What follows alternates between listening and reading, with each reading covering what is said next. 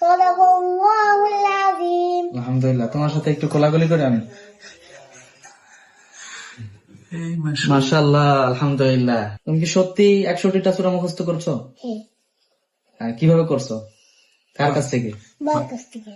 তোমার আব্বুর কাছ থেকে? যে ওর বাবার কাছ থেকে ও এই সূরাগুলো মুখস্থ করেছে। মাশাআল্লাহ।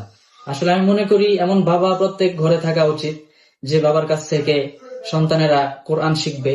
এটা সত্যি গর্বিত বাবা, আলহামদুলিল্লাহ। নীলফামারী থেকে আমাদের এক ছোট কোরআনের পাখি। আসলে অদ্ভুত এবং সুন্দর বিষয় যে ছোট ভাই 2 বছর আগে বলেছিল যে 57টা সূরা মুখস্থ করার পর আমাদের সাথে দেখা হবে। আজকে দেখা হয়েছে, কিন্তু 57টা সূরা না, 61টা সূরা মুখস্থ করার পর আমাদের দেখা হলো। কি ভাইয়া, তোমার 61টা সূরা মুখস্থ হয়েছে? 30 পারা ব্যাখ্যানি হয়েছে, আর 27 পারা ব্যাখ্যানি, 27 পারা খালি সূরা, 30 পারা, 29 পারা, 27 পারা, 27 পারায় খালি কমান্ড আছে।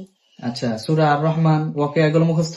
হ্যাঁ, তুমি কি সত্যি 61টা সূরা মুখস্থ করছো? হ্যাঁ, কিভাবে করছো?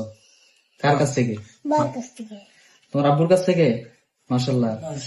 মানে দেখেন, আসলে হেফজখানায় আমরা পড়েছি, কিন্তু কোরআন মুখস্থ করাটা যে কি পরিমাণ কঠিন, সেটা যারা হেফজখানায় পড়ে দৈনন্দিন রুটিন অনুযায়ী পড়ার মাধ্যমে কিন্তু হেফজখানার পড়াটা আর সূরা যেগুলো মুখস্থ করেছে ও, এটা সত্যি অবাক করা এবং বিস্ময়কর। কারণ ও তো ওর বাবার কাছ থেকে মুখস্থ করেছে।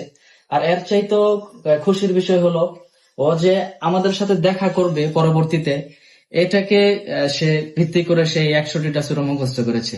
মানে সত্যি আজকে আমি অনেক খুশি হয়েছি যে এত ছোট বয়সে ও যে 61টা সূরা মুখস্থ করলো।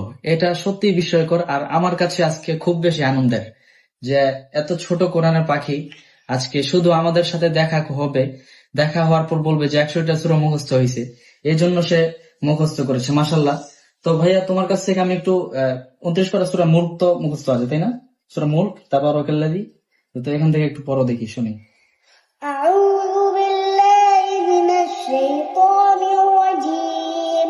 বিসমিল্লাহির রাহমানির রাহিম। তাবারাকাল্লাযী বিয়াদিহিল মুলকু ওয়া হুয়া আলা কুল্লি শাইইন কাদির। আল্লাযী খালাকাল মাউতা ওয়াল হায়াতা লিয়াবলুয়াকুম আইয়ুকুম আহসানু আমালা ওয়া হুয়াল আজিজুল গফুর। মাশাআল্লাহ। তারপরে আর কি কি সূরা? আচ্ছা, সূরা মুজাম্মিল।